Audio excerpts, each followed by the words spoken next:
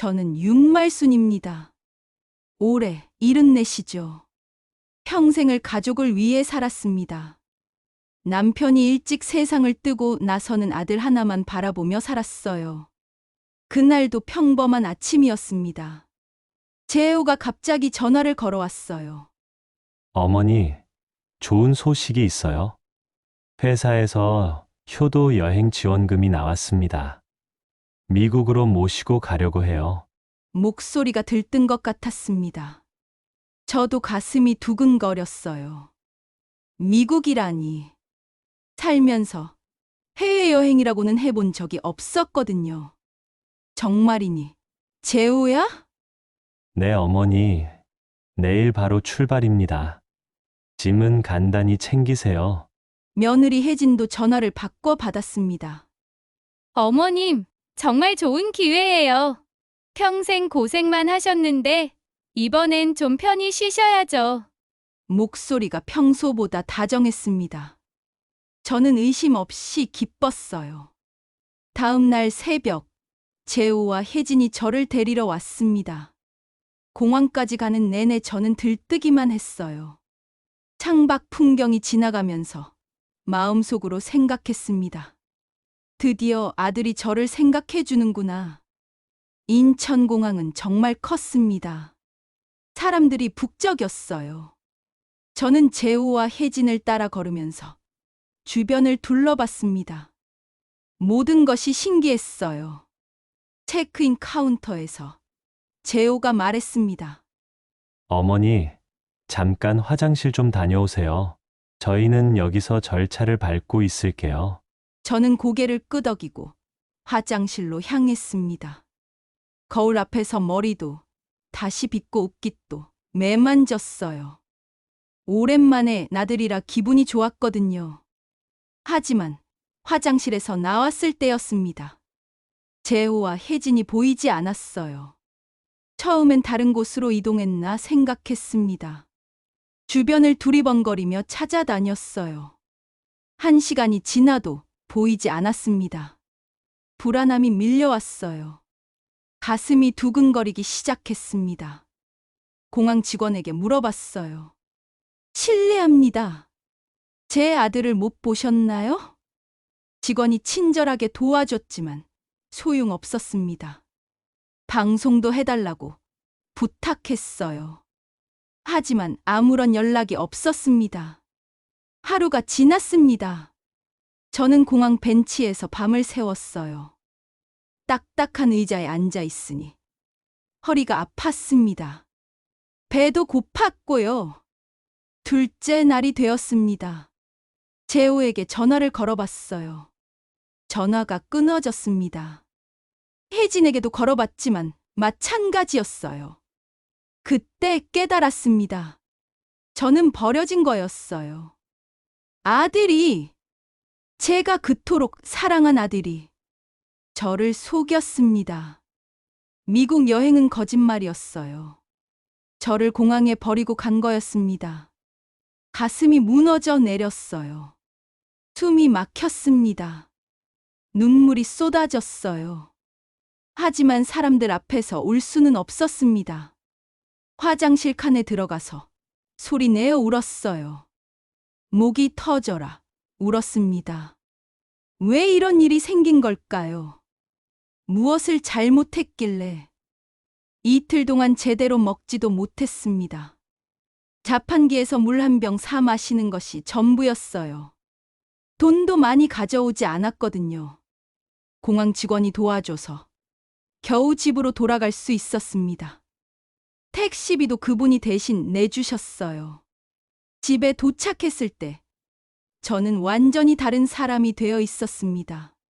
평생 믿었던 가족이 저를 배신했어요. 그 충격은 말로 설명할 수 없었습니다. 현관 앞에 서서 열쇠를 꺼내며 생각했습니다. 이제 어떻게 살아야 하지? 하지만 한 가지는 분명했어요. 예전의 순진한 윤말수는 죽었습니다. 집에 들어서니 모든 것이 그대로였습니다. 하지만 제 마음은 완전히 달라져 있었어요. 거울을 보니 이틀 새 얼굴이 많이 늙어 보였습니다. 재호에게 전화를 걸어봤어요. 이번엔 연결되었습니다. 여보세요. 냉랭한 목소리였어요. 평소 재호의 목소리가 아니었습니다. 재호야, 엄마다. 아, 어머니! 왜 연락하세요? 마치 모르는 사람과 통화하는 것 같았어요. 가슴이 찢어질 것 같았습니다. 왜 날 버리고 갔니? 버렸다는 게 뭔 소리예요? 어머니가 혼자 사라져 놓고 거짓말이었어요. 뻔뻔한 거짓말이었습니다. 저는 더 이상 말하고 싶지 않았어요. 그래, 알겠다. 전화를 끊었습니다. 손이 떨렸어요. 분노가 치밀어 올랐습니다. 다음 날 구청에 갔습니다. 호적에서 아들을 뺄 수 있는지 물어봤어요. 어머님, 그런 건 불가능합니다. 법적으로 부모 자식 관계를 끊을 수는 없어요. 공무원이 차분히 설명해 줬지만 저는 받아들일 수 없었습니다. 그럼 저는 어떻게 해야 하나요? 저를 버린 자식과 평생 가족으로 살아야 한단 말인가요? 죄송합니다. 법으로는 어쩔 수 없어요. 집으로 돌아와서 생각했습니다. 법으로는 끊을 수 없다면 마음으로라도 끊어야겠어요. 재호 사진을 모두 찾아냈습니다. 어릴 때부터 군대, 결혼식까지 모든 사진들이었어요. 가위로 하나하나 잘랐습니다. 재호의 얼굴 부분만 오렸어요. 잘린 사진 조각들을 보니 마음이 아팠습니다. 하지만 계속해야 했어요. 이 고통을 이겨내야 했습니다. 쓰레기통에 버렸어요. 재호와 관련된 모든 것들을 버렸습니다. 선물로 받은 것들, 편지들, 모든 걸 버렸어요. 그날 밤잠을 잘 수 없었습니다. 가슴이 답답했어요. 울고 싶었지만 눈물도 나오지 않았습니다. 아침에 일어나서 결심했어요. 재호를 용서할 수 없다고. 저를 이렇게 만든 놈들을 그냥 둘 수 없다고. 컴퓨터 학원에 등록했습니다. 인터넷을 배워야겠다고 생각했어요. 재호에 대해 알아보려면 필요했거든요. 할머니도 하실 수 있어요. 천천히 배우시면 됩니다. 젊은 강사가 친절하게 가르쳐 줬어요. 처음엔 어려웠습니다. 하지만 포기하지 않았어요. 한 달 후, 재호 회사 홈페이지를 찾았습니다. 재호가 과장으로 일하고 있다는 것도 알았어요. 회사 주소도 확인했습니다. 며느리 혜진의 친정 주소도 알아냈어요. 예전에 명절 때 한두 번 가본 적이 있었거든요. 모든 준비가 끝났습니다. 이제 시작할 때가 되었어요. 거울 앞에 섰습니다. 주름진 얼굴을 바라봤어요. 이 늙은 여자가 무엇을 할 수 있을까 싶었습니다. 하지만 상관없었어요. 해야 할 일이 있었거든요.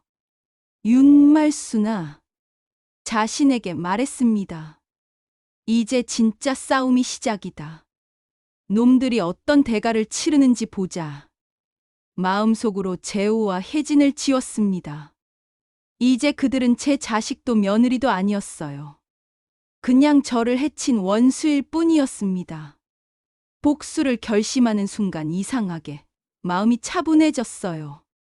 길고 긴 싸움이 될 것 같았지만 두렵지 않았습니다.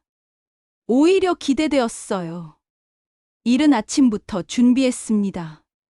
검은색 옷을 입고 큰 종이를 들고 나섰어요. 재호 회사 앞에 가려고 했거든요. 지하철을 타고 가면서 가슴이 두근거렸습니다. 정말 이런 일을 해도 될까 싶었어요. 하지만 다른 방법이 없었습니다. 회사 건물 앞에 도착했어요. 사람들이 분주하게 드나들었습니다. 모두 바쁜 얼굴들이었어요. 종이에 쓴 글귀를 펼쳤습니다. 효도 여행이라며 공항에서 노모를 벌인 윤재호를 고발합니다. 지나가는 사람들이 쳐다봤어요. 수군거리는 소리도 들렸습니다. 저 할머니 뭐 하시는 거야? 아들이 어머니를 버렸다는 거 아냐?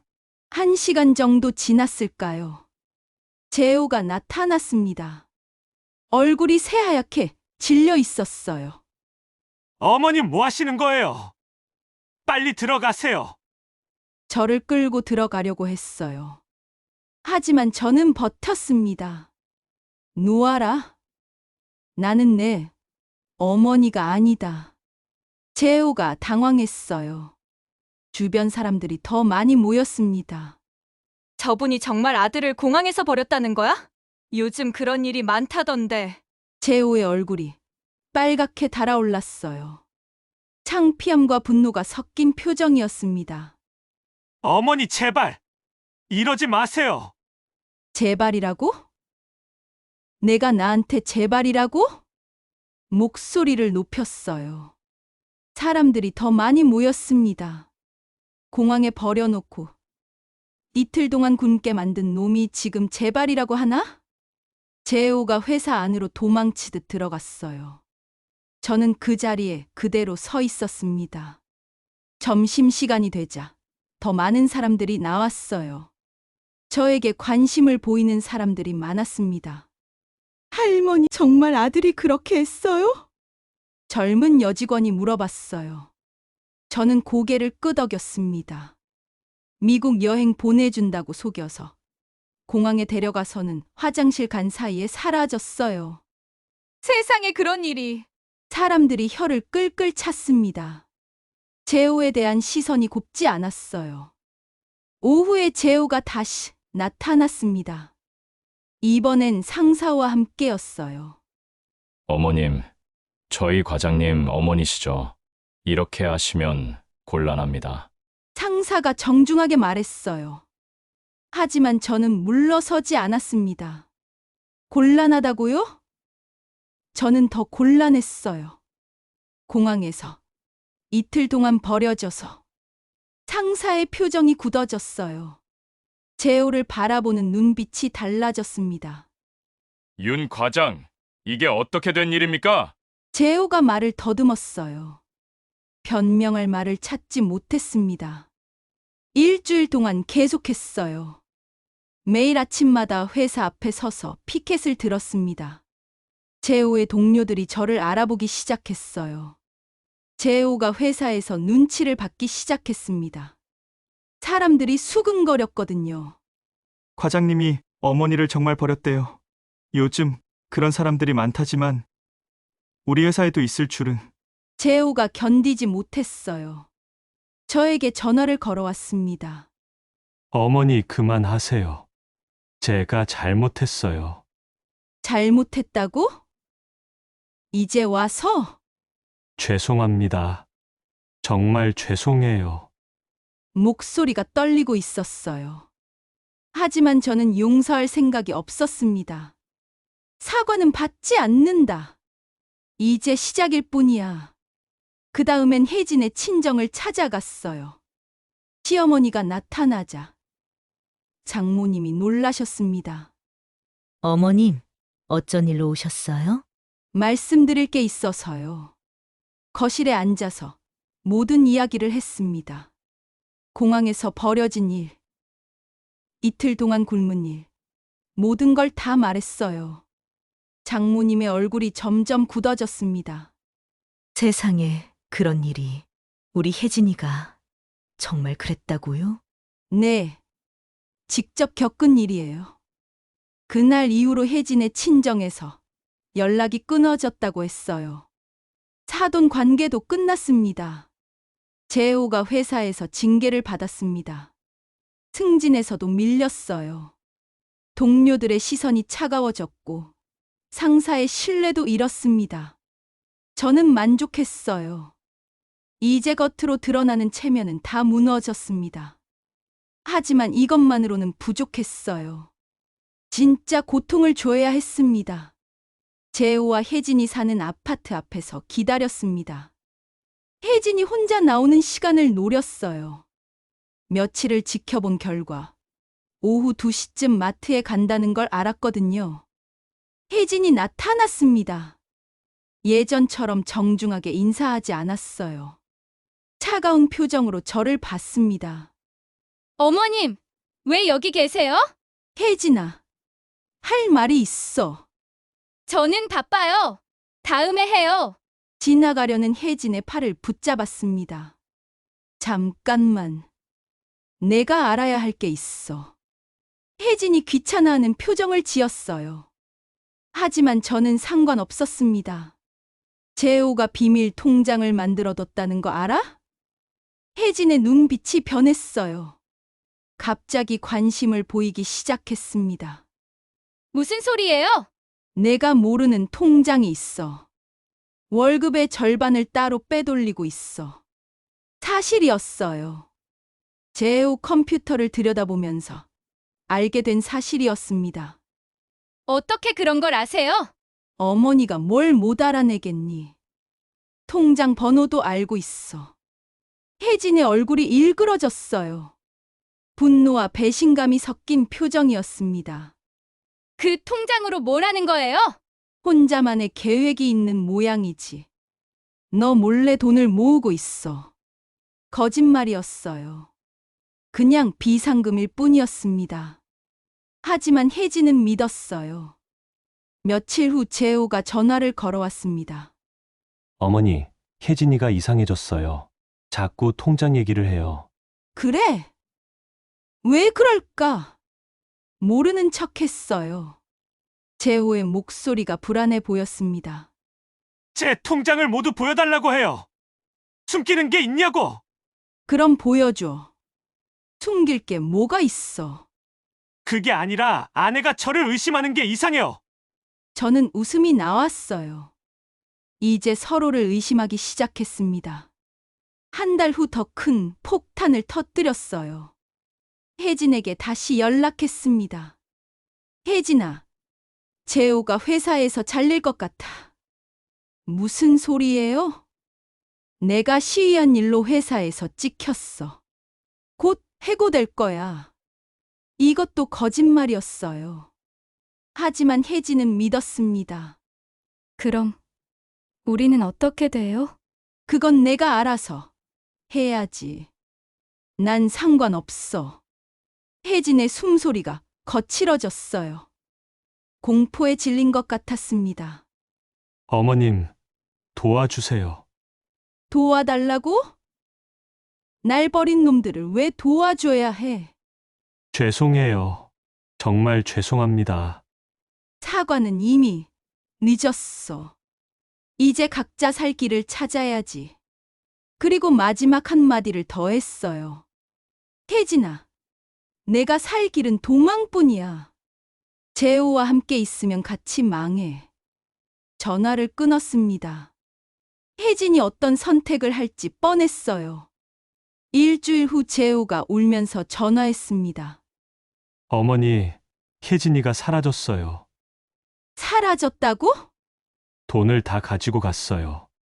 통장도 비었고 집에 있던 금도 없어져요. 혜진이 결국 도망간 것이었어요. 재호 명의로 대출도 받아서 가져갔다고 했습니다. 어머니 어떻게 해야 해요? 재호의 목소리가 절망적이었어요. 하지만 저는 동정하지 않았습니다. 그것도 내가 해결해줘야 하나? 내가 알아서 해. 제발 도와주세요. 어머니 말고는 의지할 사람이 없어요. 의지할 사람? 나를 버릴 때는 생각 안 했지? 재호는 계속 울면서 매달렸어요.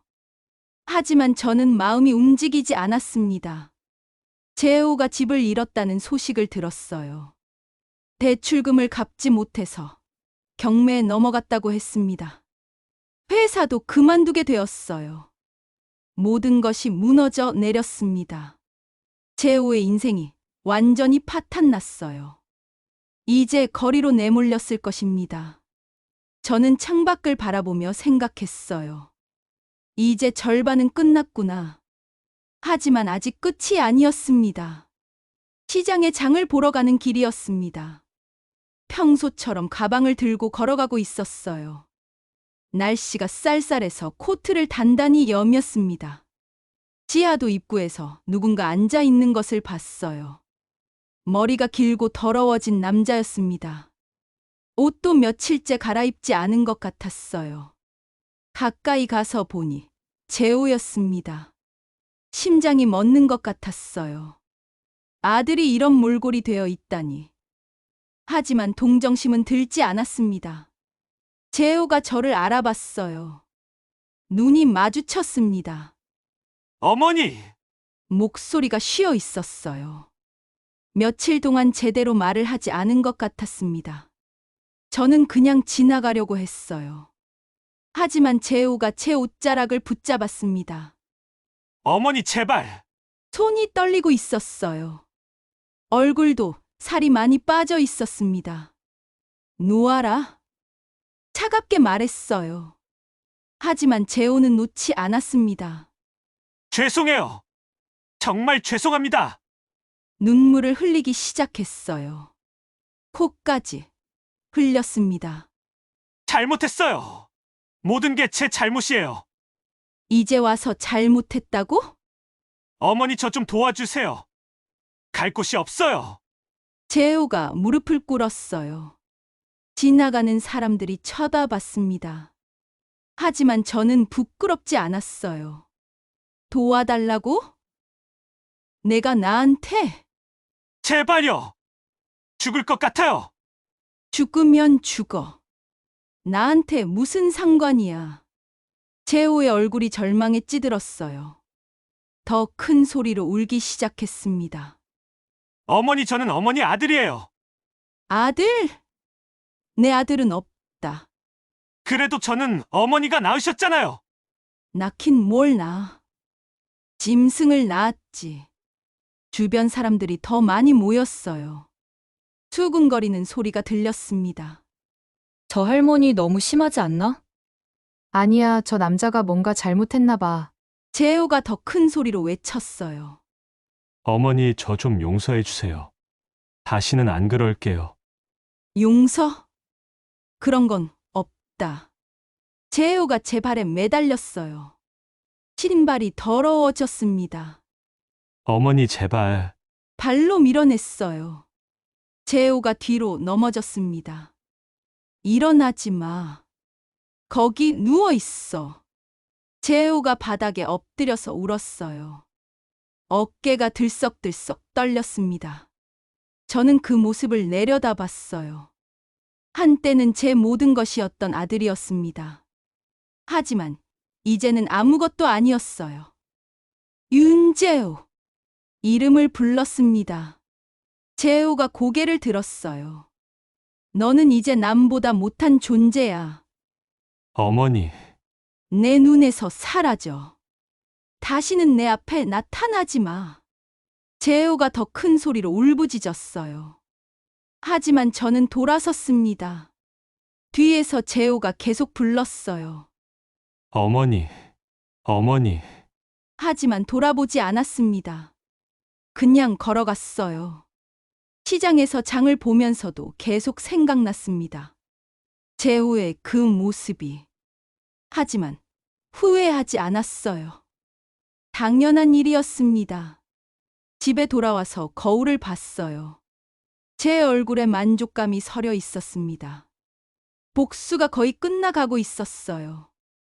며칠 후 재호가 노숙자 쉼터에 들어갔다는 소식을 들었어요. 동네 사람이 알려줬습니다. 말순이, 내 아들 요즘 어떻게 지내니? 저 아들 없어요. 그래도 혈육인데. 혈육이면 뭐해요? 저를 버린 놈인데. 사람들이 수근거렸지만 상관없었어요. 저는 제 선택에 확신이 있었습니다. 재호와의 인연은 완전히 끊어졌습니다. 더 이상 아들도 아니었고 남남이었어요. 아니, 남남보다 못했습니다. 원수였거든요. 그날 밤 잠자리에 누워서 생각했어요. 이제 재호는 끝났구나. 남은 건 혜진뿐이었습니다. 그 여자는 어떻게 됐을까요? 궁금하기도 했지만 굳이 찾아볼 생각은 없었어요. 어차피 좋지 않은 결말이 기다리고 있을 테니까요. 창밖을 바라보며 한숨을 쉬었습니다. 복수는 거의 끝나가고 있었어요. 하지만 마음이 홀가분하지는 않았습니다. 뭔가 허전한 느낌이었어요. 혜진의 친구가 전화를 걸어왔어요. 혜진 누나 소식 들으셨어요? 쾌국에서 사기 당했대요. 예상했던 일이었어요. 취업 사기라고 하더라고요. 인신매매 조직에 넘어갔다가 겨우 탈출했다고. 혜진의 어머니가 찾아와서 울면서 사정했습니다. 어머님, 혜진이 좀 도와주세요. 며느리는 없습니다. 저를 버린 사람들과는 상관없어요. 제발요. 혜진이가 죽을 수도 있어요. 그건 제가 구할 일이 아니에요. 차갑게 말했습니다.